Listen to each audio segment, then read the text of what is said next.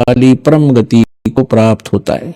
ओम से क्या प्राप्ति होती है? ब्रह्मलोक मिलता है, क्योंकि यह ब्रह्म का मंत्र है।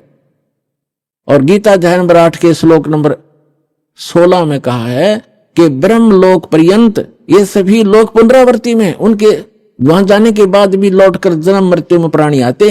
ये वो स्थान नहीं है जहां जाने के बाद साधक फिर लौटकर कभी नहीं आते। 15वें अध्याय के जो 4थे श्लोक में कहा है। तो इस ब्रह्म की साधना करने से ब्रह्मलोक प्राप्त होता है। ब्रह्मलोक में गए हुए प्राणी भी पुनर्वर्ती में होते हैं, जन्म मृत्यु होता है।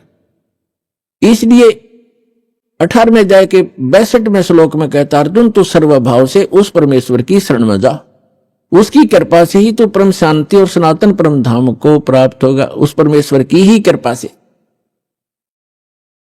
और उसका मंत्र बता दिया 17वें अध्याय के 23वें श्लोक में कि ओम तत् सत इति निर्देश है ब्रह्मण तिर्विध समर्थ। ब्रह्मण माने सच्चिदानंद घन ब्रह्म, यानी परम अक्षर ब्रह्म के प्राप्ति का, उस लोक की प्राप्ति का, जहां जाने के बाद साधक फिर लौटकर कभी संसार में नहीं आते, उसके वो मंत्र है ओम तत्सत। अपना तो गीता ज्ञानदाता ने 8वें अध्याय के 13वें श्लोक में बता ही दिया कि मुझ ब्रह्म का के लोक में वो मंत्र है।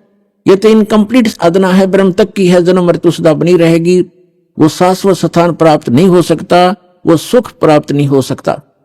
अब बता है सच्चिदानंद घन ब्रह्म की साधना करने से शाश्वत स्थान, शाश्वत माने जहां जिसका कभी अंत नहीं होता, अविनाशी लोक, हम उसको सतलोक कहते हैं, अमर लोक कहते हैं,